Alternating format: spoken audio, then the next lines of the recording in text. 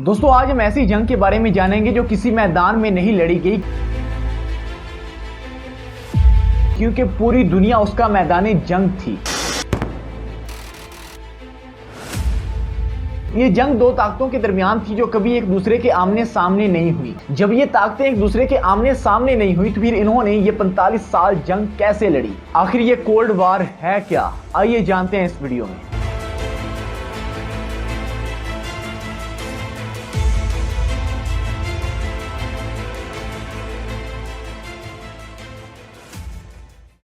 अस्सलामुअलैकुम। World war 2 के बाद दो ताकतें बड़ी तेजी से उभरी। एक थी सोवियत यूनियन और दूसरी थी यूएसए, यूनाइटेड स्टेट अमेरिका। इन दोनों ताकतों ने मिलकर वर्ल्ड वार 2 में नाजी जर्मनी को शिकस्त दी थी।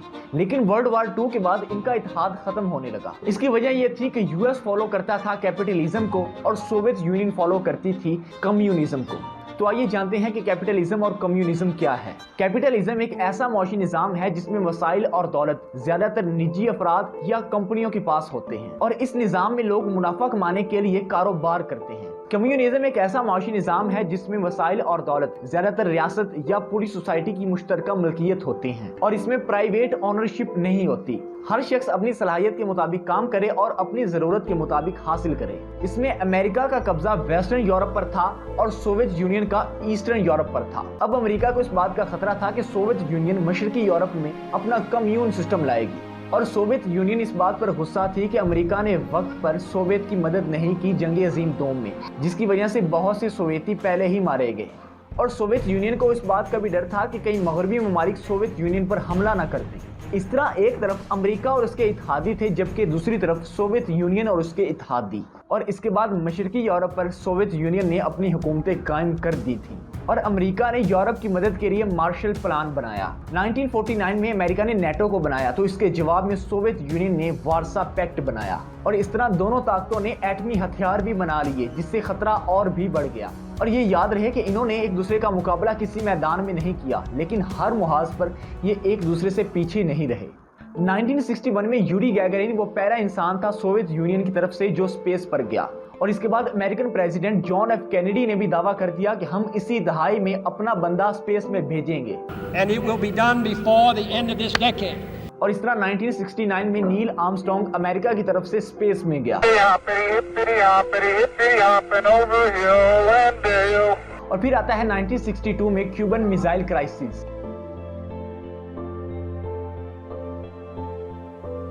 जब क्यूबा में मिसाइलों का बहरान हुआ जहां दुनिया एटमी जंग के करीब पहुंच गई थी। अमेरिकी जासूस त्यारों ने महसूस किया कि क्यूबा में सोवियत यूनियन की तरफ से दिए गए एटमी मिसाइल्स नस्ब किए जा रहे हैं और अमेरिका क्यूबा से सिर्फ 90 मील की दूरी पर था और इन मिसाइलों की मौजूदगी अमेरिकी सलामती के लिए खतरा थी। और उस वक्त क्यूबा के सरबराह थे फिदेल कास्त्रो और अमेरिका ने यह देखकर फिदेल कास्त्रो की हुकूमत को गिराने की कोशिश की, जो कि एक नाकाम कोशिश थी। और इसके बाद क्यूबा ने सोवियत यूनियन से मदद मांगी। Send the request for military support immediately. लेकिन अमेरिका ने इटली और तुर्किया में अपने एटमी मिसाइल नस्ब कर रखे थे। इसके बाद सोवियत यूनियन ने क्यूबा में अपने मिसाइल्स भेजने शुरू कर दिए। इस सब को देखकर American president John F Kennedy ने हमला करने की बजाय बहरी नाकाबंदी लगा दी। Unidentified Soviet vessel must stop or turn back.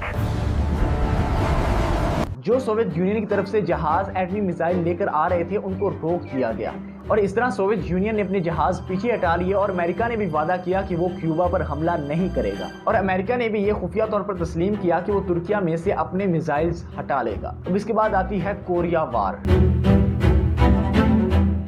जंग अजीम के बाद कोरिया दो हिस्सों में तकसीम हो गया। एक था साउथ कोरिया और दूसरा था नॉर्थ कोरिया। साउथ कोरिया में डेमोक्रेसी थी तो नॉर्थ कोरिया में कम्यून सिस्टम। अब साउथ कोरिया को यूएसए सपोर्ट करता था और नॉर्थ कोरिया को सोवियत यूनियन की सपोर्ट हासिल थी। 1950 में पूरे मुल्क में कम्युनिज्म फैलाने के लिए नॉर्थ कोरिया ने अचानक साउथ कोरिया पर हमला कर दिया और इस हमले में इन्होंने साउथ कोरिया की कैपिटल सियोल पर भी कब्जा कर लिया। इस अटैक की यूनाइटेड नेशंस ने मजम्मत की।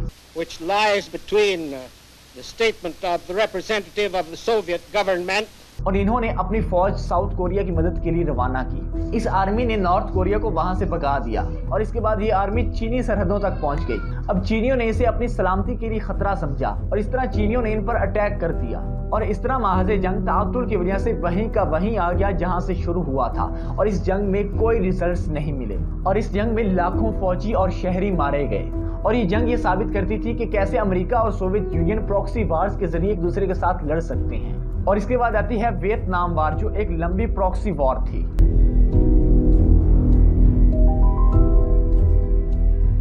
वियतनाम दो हिस्सों में तकसीम था, एक साउथ वियतनाम और दूसरा नॉर्थ वियतनाम।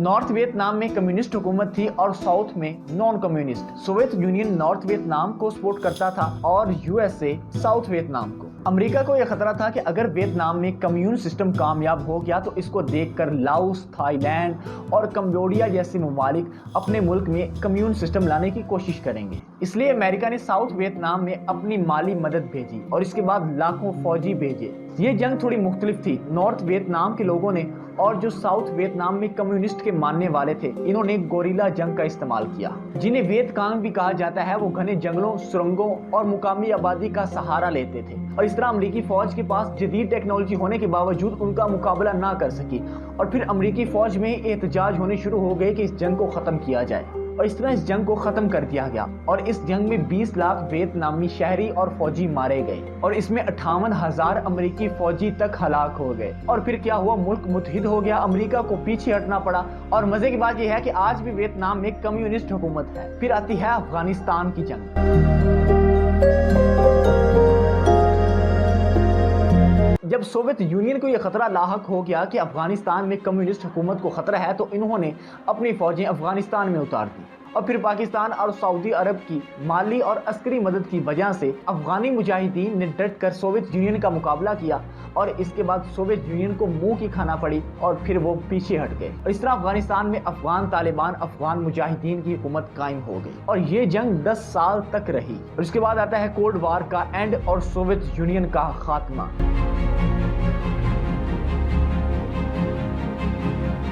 सोवियत यूनियन का खात्मा सियासी और माशी तब्दीलियों की वजह से हुआ और 1985 में जब मिखाइल गोर्बाचोव की हुकूमत आई तो उन्होंने कुछ इस्लाहात की। इन्होंने 2 इस्लाहात की, एक ग्लानोस्ट और दूसरी पेरेस्ट्राइका।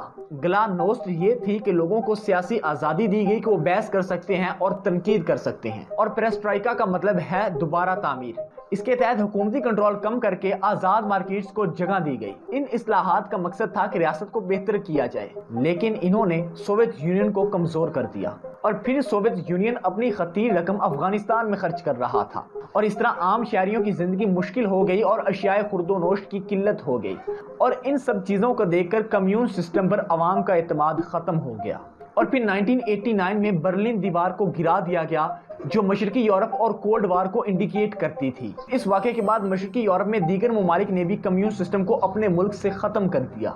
अंदरूनी बगावत और सियासी दबाव की वजह से मिखाइल गोर्बाचोव ने इस्तीफा दे दिया और अगले ही दिन बाज़ाब्ता तौर पर सोवियत यूनियन ख़त्म हो गया। इस तरह कोल्ड वॉर का एंड सोवियत यूनियन के खात्मे के साथ ही हो गया और इसके बाद अमेरिका पूरी दुनिया में वाहिद ताकत बनकर उभरा और अल्लाह ताला भी फरमाता है और ये दिन हैं जिन्हें हम लोगों के दरमियान बदलते रहते हैं। दोस्तों, हर अरूज को ज़वाल है। तो ये थी कोल्ड वार, सर्द जंग, जो सोवियत यूनियन के खात्मे के साथ ही ख़त्म हो गई।